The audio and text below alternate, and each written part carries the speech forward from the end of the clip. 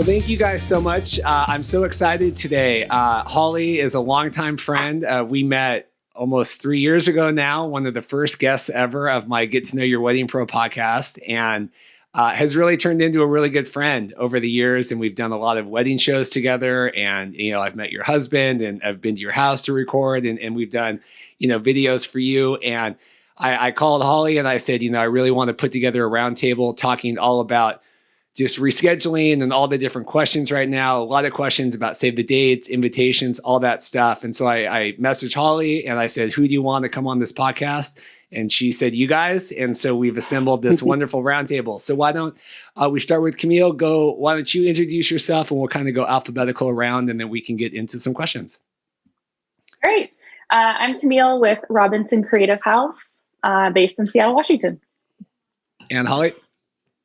I'm Holly Goodman. I own Sablewood Paper Company just north of Seattle. And I've been around here for a few years now. And that's me. And Stephanie. Yeah, I'm Stephanie. I'm the owner of Clarke, The Art of Paper. I've been a stationer for 12 years. I'm also a letterpress printer. I started my greeting card company under the name Dahlia Press. And then this last year, we did a transition to make a sister brand, which is Clarke. And that is entirely focused on wedding invitations. Perfect. Yeah. And it's so good to have you guys on. I think I've told Holly this before, and I know I've talked about it on the other podcast that the invitations and stuff was really one of the only things that Dorothy and I really customized for our wedding. As a wedding vendor and as a guy, I didn't really have a lot of thoughts about a lot of stuff, but we did put a lot of time and energy into the paper goods that we had. And so it's always been great just from the get-go to kind of get Holly involved with this from the beginning. And I was counting on the fridge before we got started that we have, I think, 6 different invitations still that Dorothy's kept on our fridge from all the weddings we've gone to in the last couple of years. So it is a true thing.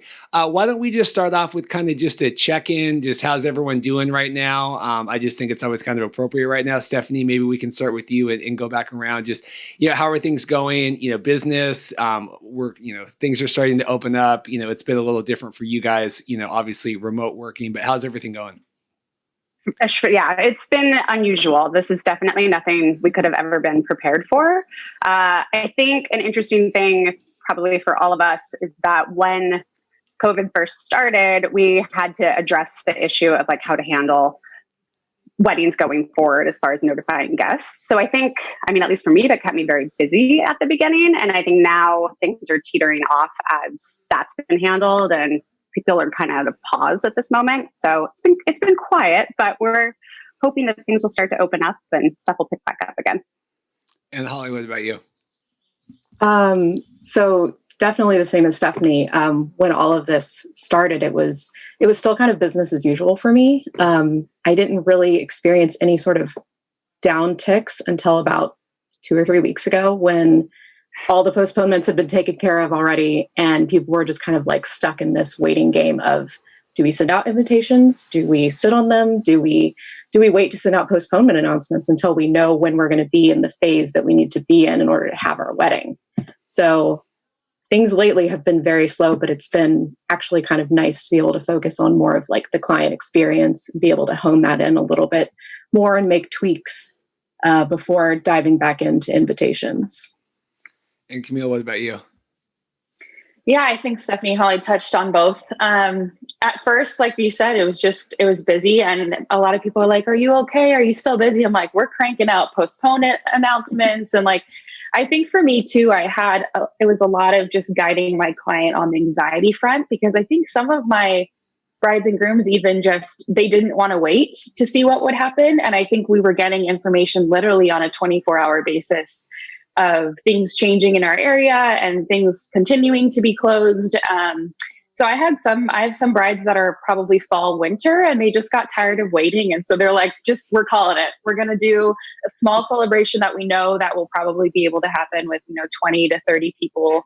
And then we're going to do a big celebration next year. So I think probably the last month I've been sort of teetering off of just all those summer weddings are basically taken care of and have made decisions. And now we're kind of moving into that next block of, September, October, November. And they're kind of, doing that decision of, do we wait till Friday, till the next, Jay Inslee announcement of like what's going to open, what's not going to open. But yeah, I think we now have kind of a good idea of everybody for this year, what they're going to do. So that's been a little bit, some weight off my shoulders of like waiting and seeing what's happening. But yeah, it's definitely been interesting. I have to say, like, I was so excited for this year, and I was like, this is it. We're fully packed and all that. And then COVID hit, and we're like, well, I guess this is just how we're going to have to deal with it. And but the good news, I guess, the silver lining is that next year is looking like a great celebration already, and summer's filling up. So I'm excited for them, and I'm excited to kind of be there for my couples to do this again next year. So. Yeah, I'm always kind of the numbers guy and like into, we're a little more of a high volume, studio just in terms of the wedding videos. And yeah, I always do pride myself on like, how many weddings we're doing each year and whatever. And it's like, yeah, that's all, certainly thrown out the window now. And it's all kind of, survival mode. It's interesting, you guys, so talking about slowing down a little bit, we just, our August 1st, we just rescheduled yesterday. And then our August 15th is kind of on the books right now, or we have two on the 15th that are kind of wavering. Do you feel like everyone you have right now is pretty holding steady, or how's that going? And who wants to start with that one? I will. For the most part, almost all of my clients for this year have postponed. I have 4 that are still planning, but nothing through the summer. They're all fall, winter weddings. And some are out of the country. So that will be interesting to see what happens. But yeah, for the most part, people are just really looking towards 2021. Anyone else? I'd have to agree. Yeah. I have one out of country wedding at the end of September. And that couple was just like, if we don't have a travel ban, we're going. And so my husband and I are part of that wedding. So I'm like, sure, sounds good. We'll be there. But then, yeah, like Stephanie said, I have one October wedding that's still holding steady with a full guest list, like 200 people, in hopes that, we'll be fully open. They're like the end of October. But other than that, it's been all postponed. So I don't have anything until that late September. Yeah, same here. My first wedding is September 25th. So everything else before that has been pushed. And I even had a November wedding pushed to next November. So everybody's kind of taking it a little bit differently. Some people are like gung ho, we're going to make this happen however we have to. And others are like, no, we still want the big party. So we're going to have to hold out for another year or so. Yeah, I want to add something to that too. Like, I feel like it's hard because when people look to you to ask advice, like, should we cancel? Should we not? What's everyone else doing? Every single one of my clients this year has canceled or postponed for different reasons. Mm-hmm. Some have just been anxious about waiting, didn't want to wait. Some have been pushed out because of venue restrictions. Other people have, they are having a lot of out of country or out of state travel, and people are nervous. So they don't want to put that on their guests, and they really want to celebrate with everyone. So there really isn't a right formula to say go forward or go not, or not to. And I just basically ask my couples, I'm like, what kind of celebration do you want to have? Do you feel comfortable doing this? If you do, then we'll support you and we'll get everything out when we need to. If not, we're here to help you get postponements out, to get, cancellation announcements out, all that kind of stuff. So I feel like that's been the tricky part of like, they ask, well, what is everyone else in August doing? It's like, well, there's 5 different answers I'm about to give you. So it's really just depending on how you guys feel. So.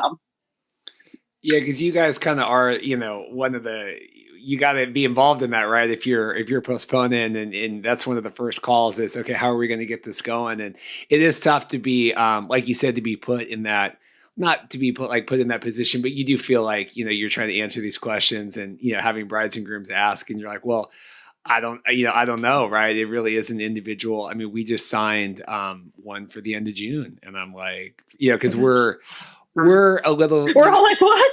I know. I'm so nervous. Well, and I say, don't spend those deposits, right? And I mean, we're in a unique position where we can offer the live streaming, and so that makes a little more sense, right? If you're still going to do one thing I wanted to talk about. And related to what you guys were saying, some of the people that are doing, a little smaller thing now and then a later thing next year, And I mean, this is just kind of general wedding vendor talk. I mean, what do you guys think about that and the splitting of, doing stuff now and doing stuff next year? Because I certainly have my own thoughts about that. I think I'll jump in because I have a mom that I've been working with for over a year now, and planning her daughter's wedding has been,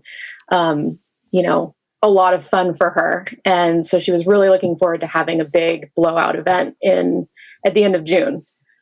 So because the ceremony itself is so important, they wanted to keep that on the same day that they were originally planning and do like a big live streamed event. We put together a huge package for them with, ribbon wands and programs and all kinds of fun things for guests to look at while they're live streaming. But at the same time, they know that all of the family members and friends want to be there to celebrate with them. So it makes total sense for them to have another event the next year, to have, they're actually doing it on the anniversary date. So they're having like a big anniversary party for all the guests. And in that instance, that makes total sense. But I know that from a financial standpoint, for some people, that having two separate events might not make a bunch of sense. You might be adding in extra paper goods for something like that, sending out an announcement for your original date and then an announcement for your second date. And that might be too much of a financial burden for people. So I think it kind of comes down to what Camille and Stephanie were saying earlier about, you can't put all your eggs in one basket just because somebody says that that's the way they're doing things. Everybody's going to be a little bit different and have different needs and requirements for their celebration. Do you guys have any thoughts? I think it also just comes down to what their priority is. And I've had a couple couples cancel and just do a private ceremony with their immediate family because they just really want to get married. And they were willing to postpone the party or ignore the party entirely. And so instead, for those couples, we're doing more of like a marriage announcement. But then I do think for others, the wedding is one part of it, but the party is a huge part of it. So having to give that up right now is really difficult. And so for those people, it is better just to postpone and push things out and, have what they originally intended. And I think you can do it both ways really elegantly. And I don't know that postponing is necessarily a bad thing at this moment. I think people are really understanding as to why postponements are happening. So I know there's a lot of worry about how to let their guests know, but I think people get it and they're very accommodating at this point in time. I agree. I feel like most of my couples have postponed almost to the anniversary date or have tried to get as close as they can because they have this vision of, a summer wedding in Roche Harbor on the water. And, they really just wanted to have that experience. And they kind of based a lot of their other details around that, their florals around that, all that. So while maybe there was dates later in like a winter open, they said, we're just going to do the full experience the next year. But I also, like Stephanie said, I have couples who are like, we didn't care that much about the ceremony. Like, it's about kind of the party and the reception and the dancing and all that for us. So, they'll do something with friends and family, just really close. I have two couples that are just doing a courthouse wedding on their original date. And then they're moving the big celebration to later this year. But that's the one other thing I wanted to touch on is like, this is the one time I feel like no one's going to take it personally. Like everyone sort of gets it. And that's the one worry people think. I think a lot of my couples had was, how do I tell them gently that, they're getting uninvited? And I'm like, well, if we just look around us a little bit, I think most people would understand that it wasn't really a personal choice. And, it's been interesting to help them word that. But I'm like, anything that you say of like, we decided just to have family there, it's fine. We just decided to have, our 30 closest friends, doing this little party in a backyard at my parents' house. I think most people understand that the decision that they made was the best one for them. So yeah, I think it's just been interesting because I'm like, it's okay. We're going through a pandemic. Like most people will never, ever have to explain this to their guests ever again. So we hope.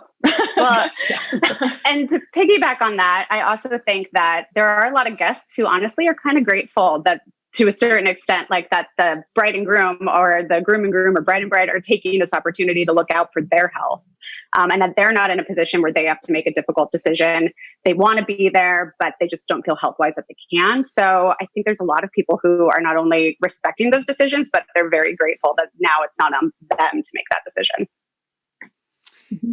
No, that's true. It's I had said on the last episode, one of Dorothy's friends, she was going to get married in October, and they like a month ago postponed to next year, and she was asking me, what my thoughts were, and I said, well, geez, it's tough because a lot of our weddings are postponing to around your date, and so now when you're pushing, but they're going to do they want to do a little get together wedding on their anniversary this year, and Dorothy's asking me, well, what does that mean? Are we going to be there? Are the bride, and I was like, cause of course she's asking me because I'm supposed to be like the expert working with her friend on the wedding, but I'm like, I don't know. Right. Like, I don't know what that means. And it might just mean her parents, and you might have to put your bridesmaid's dress in the closet for a year. I don't know. Right. I mean, but it's kind of like, it's tough, but whatever they decide, this is such an unprecedented time, and also, to your point, Reed, like this is an unprecedented time, but we do live in a time where weddings can kind of be whatever you want them to be. We're not bogged down by so much tradition as we were even 10, 15 years ago. So if they want all of the bridesmaids to show up in bridesmaids dresses this year and also next year, you can totally do that. I don't think that anybody is in any position to tell you what you should or shouldn't do with your wedding day or postponement. I think it's all up to you guys. I think that's a great point. I am enjoying maybe at least in Seattle, and you guys are, obviously working with couples and you can work remote and stuff. But, for us, it's like that May to October is like such a grind. And I am really maybe looking forward to like, maybe we can spread that out, and not have to do 50 weddings in 4 months. And maybe we can, spread that out over 6 months or 9 months would be really great. The other thing, and I guess this goes to paper and design and all that. I didn't even think about this, and I'm such a guy, but when, you're talking about, okay, like we have an August wedding and we're going to move to February, and our planners last week were talking, okay, well, that means we got to, rethink the design structure and all that. I don't even think about that. Like, I'm such a dumb guy. Like, I don't even think, well, you can't use the same colors and whatever. Does that, when you guys have is that design stuff, is that stuff you guys have to think about too? And maybe Camille, we can start with you and go around. Yeah, I think it kind of depends. And like I mentioned earlier, a lot of my couples have been wanting to have that same sort of seasonal experience, if you will. So a lot of their vendors that have been chosen, especially florals. I mean, you can't, are you going to be now importing florals that aren't in season in our area if you're moving from a summer to a winter wedding? So most of my couples have actually stuck pretty close to the original design. And we've actually gotten so far with so many of them designing their invitations around that too. I've basically just asked them, do you want to have the same design next year? And all of them have said yes. I have one couple that is actually they moved from August of this year to April of next year. And, it was kind of up to them. And it was like they were having a very big, like, colorful, bright, kind of a little hints of exotic florals and stuff like that. And now it's going to be spring. And, so they're pulling back some of it. But I really think it's up to you. Like every single decision that they've made with other vendors, I've kind of just guided them being like, look, this is, fairly easy to change this element, this element, this element. But I've kind of left the door open a little bit for even their taste to change in a year. I know that even from when I sent my save the dates to when I sent my wedding invitations, I was like, I don't like that anymore. I want to change my colors a little bit. So I know that that's always going to be the case, even if we weren't going through COVID. So I leave the door open a little bit for that, but mostly it's been pretty straightforward on design and kind of staying within the realm that we had originally created. Anyone else? Holly? Sorry, Stephanie, do you want to go ahead? No. I forgot I said that I was that was my bad. I was like, we're going to go with this plan. And then I just sit here.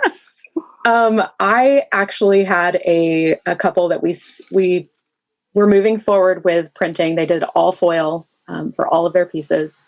And then like, as soon as we pulled the trigger on that, like a week later, we found out that we weren't going to be able to have the wedding anymore. So now I just shipped those unused pieces off to them to kind of like sit on and be sad about. But at least they have these beautiful pieces to hold on to. But since they're moving to next year for their new wedding date, we're just going to be changing the date on those pieces to the new date. And so luckily, like if you're working with a custom stationer like us, then you might be able to get some sort of discount for reprinting from your printer. It depends on who you're working with, of course, but that is, if you do want to keep the same design for your invitation and you don't want to invest more in design costs to change some things, then ask your stationer and say, hey, like I want to use the same design as we originally started on. Can we just get like a reprinting fee, or can we just change the date on this one card and get it printed for the same price? There's a lot of options for people that want to keep their invitations the same rather than changing them. So I think that's the direction a lot of my couples are going, is we don't want to change too much because we don't want to pay, extra design fees or anything like that. We've already had to pay so many extra fees to reschedule. Stephanie? Yeah, I'm very similar to both Holly and Camille. Most of my clients that we've already established a design direction don't really want to change it. And the majority of those picked dates almost a year exactly from their original wedding date. So style-wise, color scheme-wise, things really shouldn't have to change. But for the clients that we were earlier in the design process, I pretty much put a big pause on them, shifted them to a new timeline for next year and said, like, let's just regroup in January. Because styles do change. And yeah, they might decide that they don't want to be floral forward on their invites. Now they just want to focus on pinstripes. Who knows? So I just want to give them that flexibility because it is a different event now. So for the people that have done it, we've kind of stayed the course. But for those that are very early, we're just kind of taking a little pause. Yeah, so we have a lot of questions related to how to redo things or how to send things and whatever. And I thought it'd be really good to obviously bring them on to kind of ask you guys and just get. And I mean, these are some specific things, but I think that obviously we can take some broad lessons out of that. And this first one's we have a November bride, and she hasn't sent out save the dates yet because of the of the situation. And at this point, she's not really sure how to handle even sending out save the dates. And she does a couple different questions. Do you send them to the whole guest list with the disclaimer that, the guest list is subject to change, or send them to just like immediate family and then send them out more later, or to not even bother with save the dates? Who would like to start with that? I'll go. Okay. I was actually reading over this question earlier, and I was thinking that I don't think that I would send out save the dates at this point, because we are now sitting less than 5 months out from the wedding date. And I don't recommend sending save the dates any earlier than 8 months, because if you send out save the dates 8 months out, it might take 2 weeks for them to get to all of your all of your guests. And then we immediately have to start on invitations, and those have to go out, 8 to 12 weeks before your wedding. So it just feels like you're bombarding people with too much paper at that point. And a save the date at this point could be better achieved with a phone call, or even, and I hesitate to say this, an evite of some kind. I wouldn't do it personally, but if you really, really want to, you need to do it yesterday. You need to just get it out. And definitely, keep in mind that you're going to need to start doing your invitation design pretty soon too. Think of really, really narrow down your guest list and consider who you want to invite, because once you send out invitations, it's really hard to rescind that invitation. Camille? Yeah, I was going to say, that's what's always hard is like, and some couples don't have any sort of, circumstance that's making them decide whether to send them or not. They just don't even know how early to send them. And they're like, oh, my wedding's in 6 months. I should probably send a save the date. And what I have done for those who really do want to get some sort of formality around a save the date is doing an online save the date. And I used to work for a company called Grundel, which is like an online stationery company. And what I've done for them is just created a custom design that is going to match the invitation. So there's some it looks a little bit cohesive and looks like it's going to match. It's not some random like templated evite, and have done that for the couples that really have wanted to. But then what I've recommended, if they don't want to do an evite, is just to get the invitations out earlier than that we had originally planned, and give your guests time to make, travel plans, accommodations, and all that. Because the hesitation you have is like you send them, like Holly said, and then, a month later they're getting another set of paper. It's like, what was the point? But I do understand the hesitation of people being like, well, I want them to know, I want them to have time to plan. So I would probably recommend just sending invitations a little bit earlier than you had thought, and give them more time to send in an RSVP and kind of arrange and all that. So that's what I would do. Stephanie? Yeah, I'm in complete agreement. I think for this particular situation, it's too close to the actual wedding date. So I would just ignore the save the date entirely. In general, also, I think we should recognize that save the dates are not a requirement. They're wonderful, and I certainly am a proponent of using them. But not everyone has to receive a save the date. So when it comes to us having limited numbers going forward due to COVID, just make sure you're sending save the dates to the people that you really do intend to send invitations to.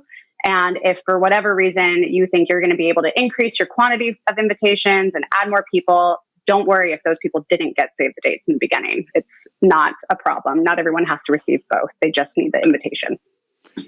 Is that a unique situation now with etiquette because of everything that's going on, or is that because I don't know? No. Save the dates. I mean, they literally are just that. It is telling someone, we want you to reserve this date in advance and start making plans accordingly. The only real etiquette piece is the invitation itself. And I don't even know that save the dates were really that popular until maybe the last 15, 20 years. So it is one of those things, if you're planning your wedding real far out, absolutely, you should be sending save the dates. But it is not a requirement. Anyone else, any thoughts on that? You want to move on to the next one? I think Stephanie pretty much, she took that one and ran with it. Good job, Stephanie. Thank you.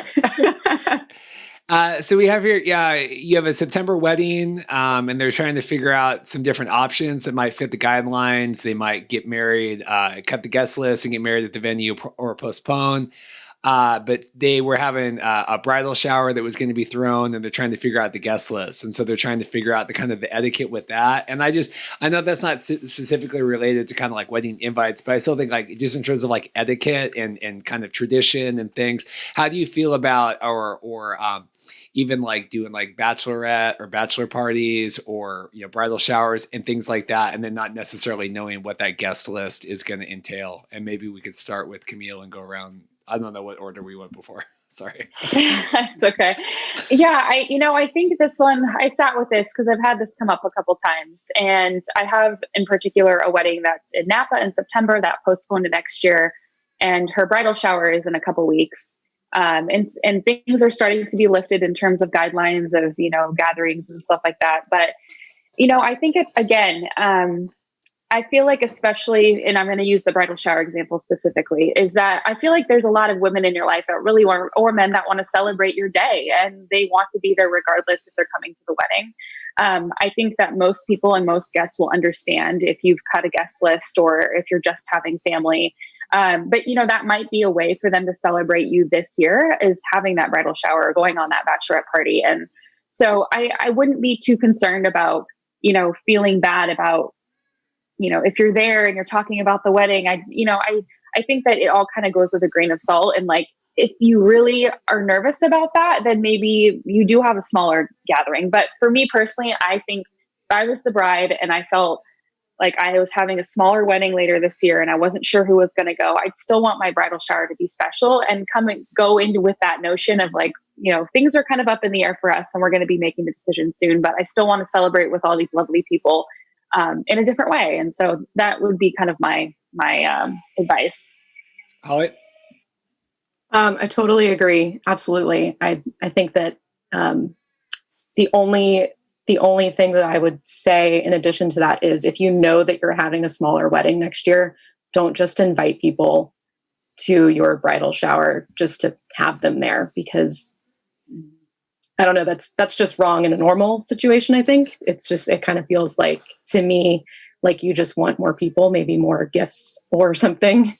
You have to take other people's feelings into consideration, for sure. But if you don't really know what's going to go on next year, you can't force yourself to limit a guest list based on uncertain factors.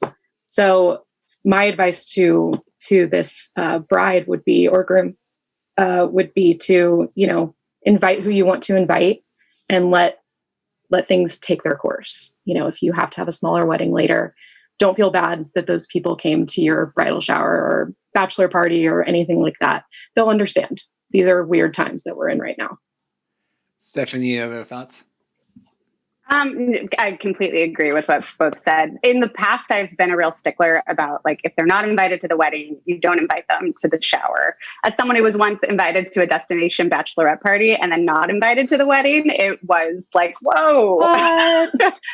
Yeah. But that bride didn't know what she was doing. Oh my gosh. It's an icky feeling. She wanted all of her friends there, but then had a tiny wedding. And so I don't ever suggest anyone does that. But in this situation where you just don't know what your guest count is going to have to look like, absolutely have the people you want in your life in this moment there with you, and then you can make that decision down the road. And I do think, again, there's a lot of grace right now people are giving when it comes to these situations, and it'll be fine. They'll understand. One thought that, and just to interject, with this, doing the celebrations this year and then moving to next year, I don't know, and you guys might agree or not, and that's fine. I like a year, postponing a year and a half is like a really long time. And I think it's really easy for people to look at the calendar and go, okay, flip that page. We're going to do it now, but we still want to do like our bridal shower this year, or Dorothy's going to like a bachelorette party this year. And, my fear is, that's a really long time then to still feel like you're planning your wedding, if that makes sense. And still, you want the eyes on you and it to be your time. I do worry about that, like that extending the time out, because I know how long it feels. And you guys do, like, okay, we're going to book a wedding now for, 2 years from now or whatever. Like, I know what that feels like. And I do think a lot of couples that are postponing aren't necessarily like looking at that. Does that make any sense at all? Anyone? Yeah. No. Well, I think one thing that's interesting is, for most of us, we work with couples for, a limited period of time. So they come to us maybe for the save the dates, and we work with them through the invites, and then obviously like day of stationery, menus, programs, whatever, signage. But that's, maybe 1 to 2 years max. And so for those of us who've already been working with couples that were doing save the dates, and we've mailed out their invites because they were planning to get married now, and now they're postponing a year. It's like, oh wow, we have you as a client so much longer now than we ever anticipated. And that's a weird shift. Not only we're working with these people much longer, but we're also having to make room on our calendars for them going forward. And it's been a big shift for sure. Yeah, I have to agree. I feel like, it's crazy. I'm like looking at my CRM and I'm like, want to hit archive on these. I'm like, well, they're going to be with me another 18 months. But it's, I think, again, it's like, I hate to be that like vague answer of like, do what feels right. But it's like, it really is sort of, if you feel like you're not going to get the people there that you want to celebrate, and you do want to postpone and you want it closer to the event. Because I get that notion of like, maybe you're having a bridal shower and people are buying things off a registry and all this thing and celebrating, and they're, but you're talking a year or a year and a half out before that. Maybe they make the decision to postpone it or, transfer that bridal shower to the next year. I think it just kind of depends, but that's definitely something that a couple of my brides have asked, and my grooms, and they're just kind of leaning on all the vendors of like, what do we do? And, I hate to write that email every time, like whatever you want, but I'm like also a huge, like, I just want to support them with however they want to do it. And, I think that etiquette rules have kind of gone out the window this year, purely based on the situation.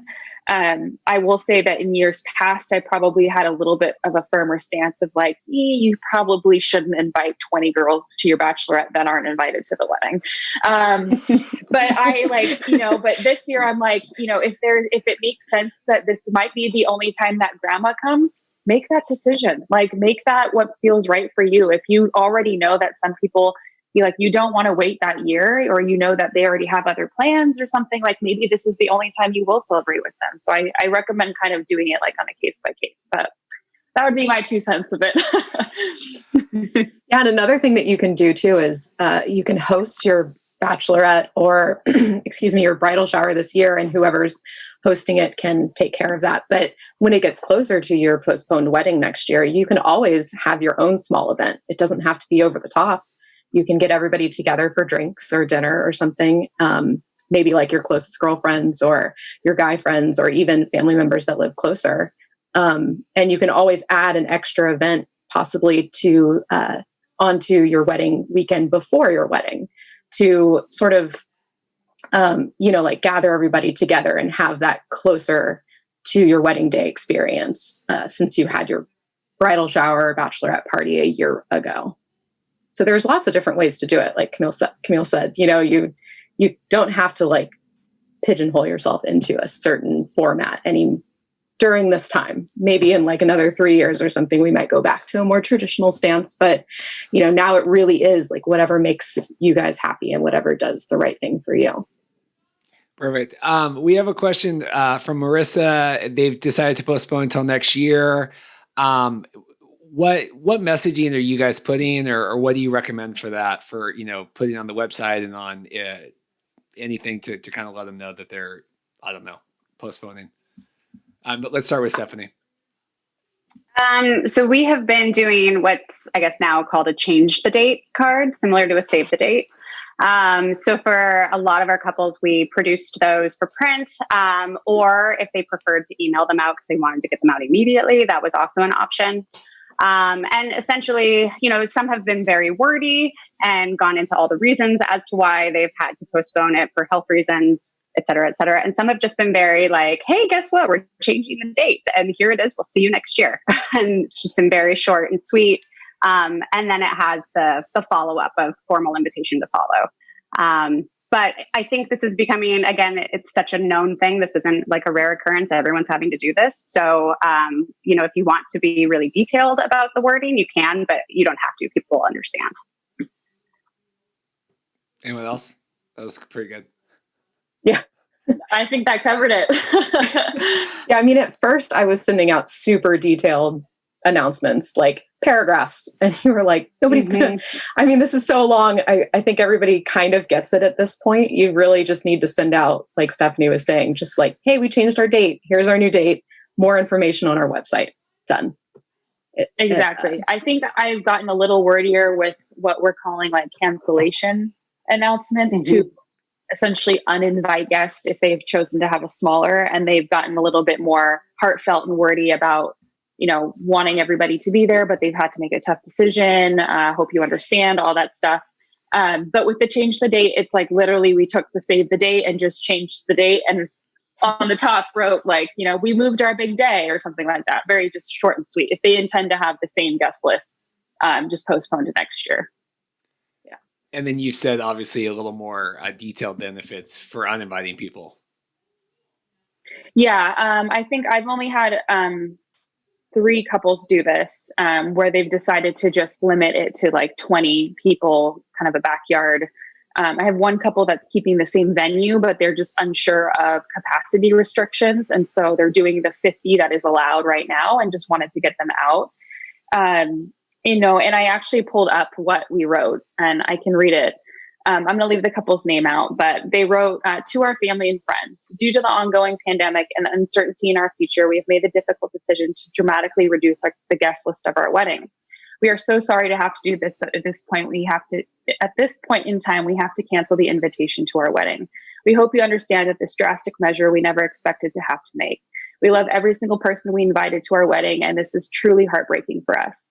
Please hold us in our hearts on the date as we take our vows to each other. Although this is not how we envisioned our wedding, we look forward to celebrating with everyone at a later time. we'll be sure to post some photos at our website. And then they list the website, Sincerely, the Bride and Groom. So I think they just, and I think anyone receiving that would fully understand. So we just did some timing with sending those out first, waited a week and a half, 2 weeks to make sure people got those, and then sent the actual wedding invitation to about 20 people who were coming to the wedding. That's right. Thank you very much for pulling that up. I think that was really helpful to get that. So thank you for that. Any other thoughts on that one? We'll move on.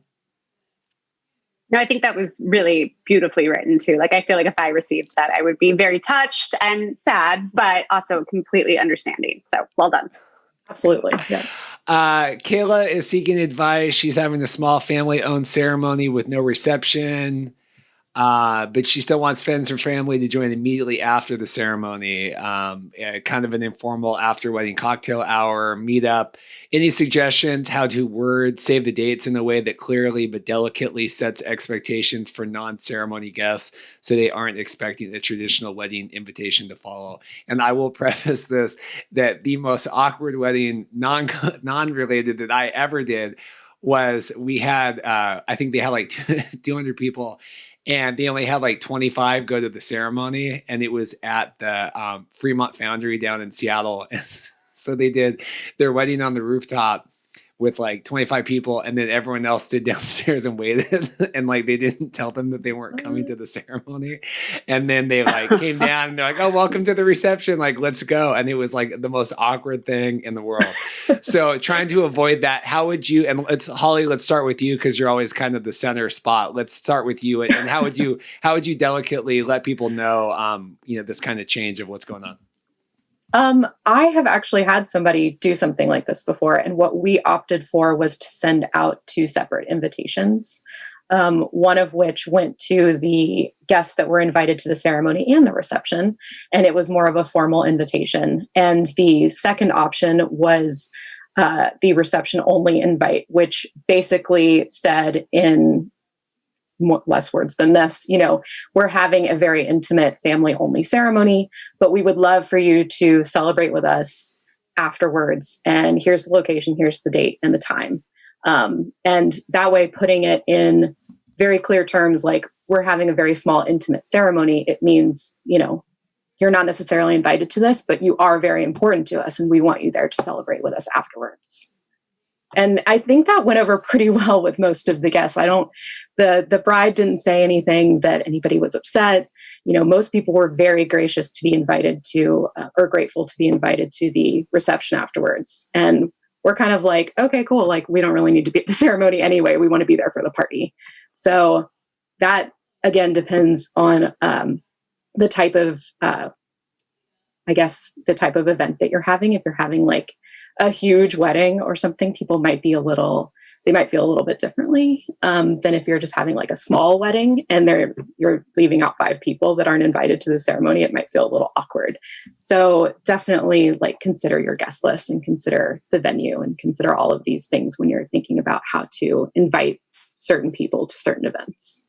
Stephanie? Yeah, I've had to do the exact same thing a couple times. And we've handled it the same way, sent out 2 different invitation suites, one that goes to the ceremony and the reception, and then the other that is just reception forward, which sometimes is even on a different day. And I think just using that wording of, celebrating the marriage of, so you're not coming to the wedding or the ceremony or any of that part, you are celebrating the wedding, the marriage that's already happened, even if it was 5 minutes prior. And so then, those people are just invited to the reception. And I've done it a couple times. I've never heard negative feedback from it. I think people are still very happy to just be a part of the experience, whether they're there for the actual ceremony or not. Camille, anything? I have to agree. I'm a big proponent on just not surprising your guest list. Like, you just don't want to have to explain that to somebody on your wedding day. So I think this even, like, I haven't had a couple who have done the 2 separate, and I'm sorry, I have some background noise right now. This is the reality of renovation.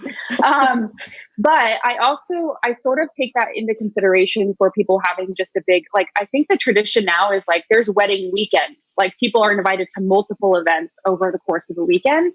And even then, like, I don't like putting on a like family and bridal party event on all the invitations. Like, I'm like, let's tailor the details card to the guests that should be getting this, the guests who should be getting the rehearsal dinner, just so they feel a little bit more included in the events that they receive on the piece of paper. Because I would hate to see like a welcome party and then show up and they're like, oh, friends and family only, and it's like, or like bridal party only. And so I'm a big, proponent of just like not leaving it up for best judgment calls and just saying like, just make the decision now and we will help you on wording on how to get that out to everybody. But yeah, I think Holly and Stephanie hit the nail on the head. It's just having two separate kind of worded elements that go out. Yeah, I think that's one of the probably, and we wanted to talk about this anyway, one of the strongest selling points of working with somebody, to customize your stuff is because, yeah, if you're trying to go on, I don't even know the name, like whatever, to like print all the stuff online, like Minted or whatever, and you're trying to order like 16 different whatever, where, like I know I work with like a designer for like logos for the website or like the podcast, right? And I can say like, hey, it'd be really great if we could get this, it just like in a different size or whatever. That would take me, a million hours online to do, but obviously working with someone. So I guess comments on that, right? Just selling the idea of working with someone, to custom, put together invitations and things like that. And who wants to start with that? I'm happy to. I think when it comes to weddings, it's kind of one of those, you don't know what you don't know. And so unless you've ever thrown a wedding before, or you've been participating in someone else's wedding very closely, you don't have all the answers to how this goes down. And luckily, we come with years of experience of dealing with all sorts of situations, now including pandemics. So we have a breadth of knowledge that we can give to clients, and we can work hand in hand on. We can work through these weird, sticky situations that, yeah, when you go to just a online vendor, it's plug and play. You're just putting in your information, picking your colors, picking a pre-established design, and rolling with that. And that's where a lot of times you do stumble across weird etiquette things, or little mistakes or no-nos that typically a stationer would tell you, like, actually, you shouldn't word it this way. The other thing I think is interesting about stationers is sometimes we do get reduced down to just paper and just the invitations to save the dates and the paper goods on the day of, when really most of us come from design backgrounds or art backgrounds, and we're basically problem solvers. So in today's world with COVID, there's going to be all these new situations with, how to recreate the space and make things move differently. Or now you've got tables that feel a mile apart from one another. So as designers, we can say, okay, well, let's talk about floor graphics now. And how do we incorporate new artwork into making that space feel more comfortable and more homey and close together? Or, you've got a plexiglass in front of a DJ booth, so we're going to put your monogram on it, or do some interesting artwork there. And so those are customizations we can provide as custom stationers that, again, you're not just going to be able to get online or even really know that that's an option. Excellent point. Thank you. Holly, any thoughts? Oh, I have so many thoughts about custom stationery. I know. I think one of my big things that I love telling couples about, and they're always so shocked, is what happens after you order them. Like, I don't just send your invitations out to, and I don't know how Camille and Stephanie do their own business models, but I don't send just sheets of paper or pieces of paper out to my couples. I assemble everything for them. I seal everything for them. I put your envelope liners in, I put your belly bands on. Everything is created in-house, mailed to your guests, and you don't have to worry about anything. You don't have to deal with the post office. You don't have to worry that you have enough postage on something. You don't have to worry about, oh my gosh, did I put the wax seal in the right place? Am I going to get charged more for this?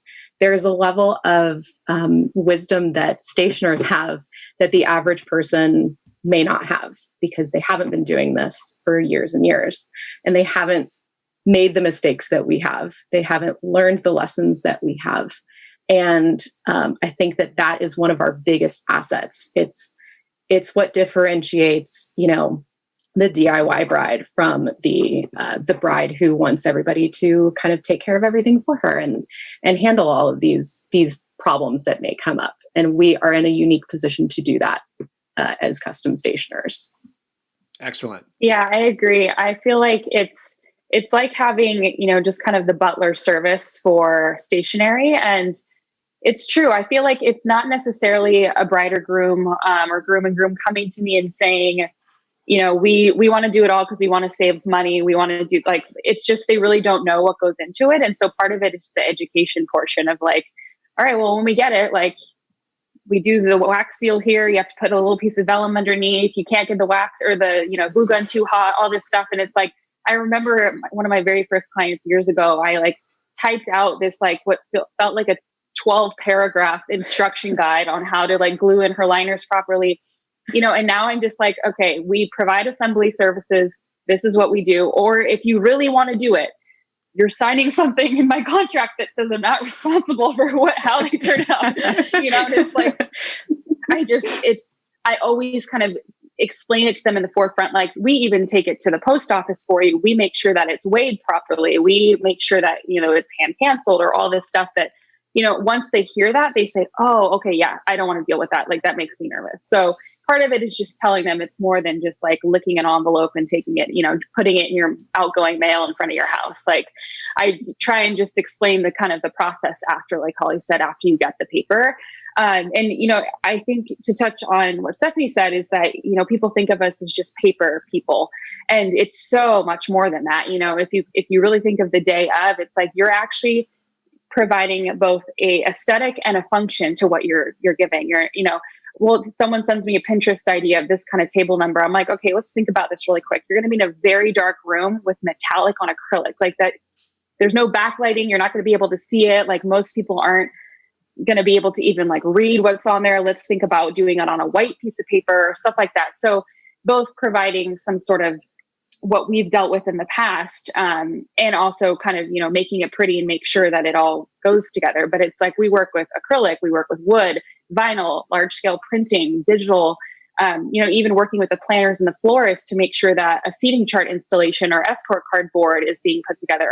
I can't tell you how many times I've been like chopping down wood, staining and sanding in my garage for these things. And it's like, it's so much more than just paper. So I think that's kind of the fun part of like, to tell them, that's all the different things of lettering on seashells and stuff like that. So I think that's a good point to make to people of like what you get when you work with a custom stationer. Well, and like you said, especially with, how the receptions are going to be, we don't even really know what they're going to look like, but there is going to be a lot more empty space, and trying to figure out, like you said, how to make that table feel like it's, still homey, like a wedding would be with only, 4 people, or, however all that's going to look. Mm-hmm. I do think, I didn't even think about that. I think that's going to rely a lot on you guys, as well, to kind of come up with creative stuff like that. For sure. And I do think another benefit of working with a stationer, we are one of the only vendors that works with you from the very beginning to the end, that you see actual products come through over a series of time, where if you're working with a florist, you'll work with them for a year, but they don't show up until the day of, where you're receiving our save the dates and the invitations, and then you're seeing our work again on the day of. And so it's really great when you work with a custom stationer, because they can guide you through how that should look, how it should feel, how it should grow, and keeps all those pieces uniform and together and a consistent aesthetic. Perfect. You guys have been so gracious with your time. I don't want to hold you up too much longer. I have one final kind of question here, and I hope this goes okay. So there's been a lot of questions about, trying to save, spending money, and we're trying to save money now, and, resending stuff. I thought maybe if you guys could give a little tip or something that you guys thought of a way to, we had talked earlier, changing the date, but, be able to save little cost cutting, measures now that we're trying to redo these weddings next year, when it comes to, invitations or save the dates or anything else related to that. You guys, I hope this isn't a disaster, but if you guys have, maybe one, and we'll start with Camille, just maybe one, tip or suggestion that you have for brides and grooms that are kind of trying to figure this out as it relates to your industry.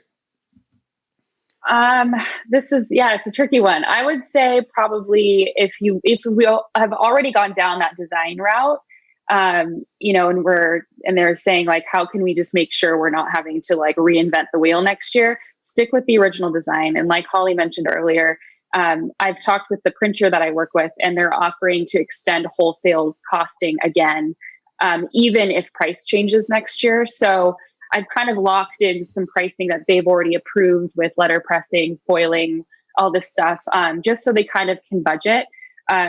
So yeah, I would say if you already have gone that design route and have already paid for the design services and have basically a digital product in hand, just keep it that way. I think if you go back and start to kind of, well, let's add this card, let's recreate the artwork here, then you're opening that box to another kind of round of design fees.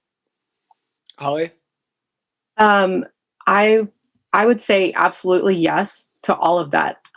If you have already sent something out and you need to let guests know that you're going to be changing your date, but you don't know what your date is, you're unsure about these things, I would definitely go the route of sending out a change the date card that doesn't have a date on it. That way you won't have to reprint later if you do have to end up changing that date again. Just make it very clear that all new information can be found on your website until your new invitations go out next year or whenever that might be. And that's the best way I can think of to save money, at least change the date wise. Perfect. Stephanie, anything else? I think these two really covered it. Yeah, I know you were in a tough. Yeah, keep it simple. Definitely just don't add to the situation. And yeah, if your design is established, go with that if budget is a concern. And also just have a conversation with your stationer, because a lot of us are offering discounts on reprinting, or if, minor changes have to be made. And also a lot of us are working on tighter timelines now. So we're holding off on printing till the very last second so that you can make those edits. So just keep, open dialogue. Perfect. You guys have done such a wonderful job today. I really appreciate this. The big episode number 2, I wanted to get this information out there, and I really do appreciate you guys taking the time. And it's okay if the answer is no. Any other final thoughts or anything? We'll make sure everyone's information and everything is associated with the podcast and the video and everything else. One thing I would say, if you do plan to get married in 2021, book your stationers now, because we have all of last year's weddings on our plates for next year. So definitely get in touch earlier than you typically would. Yes. Yeah. That's kind of my motto generally. I'm like, if you are thinking about a wedding, book your stationer. I think people often are like, oh, I need to make sure my venue and my photographer are available. It's like your stationer is one of those very first people that you should be booking, because people often come to me like, oh, we're getting married in 3 months. I'm like, I've been booked for over a year. Like, it's not going to happen. So I think timing wise, the sooner the better. Yeah. I definitely think a lot of, couples, yes, that are going to be planning, newly engaged or whatever, are going to find, availability across the board is going to be a little tight for next year, just with everybody. And especially, the seasonality of it. I mean, you guys work, all year, luckily, but for us and a lot of stuff, I do think it's going to be tight. So hopefully, yes, they'll heed that information. Thank you guys again so much. This has been really great.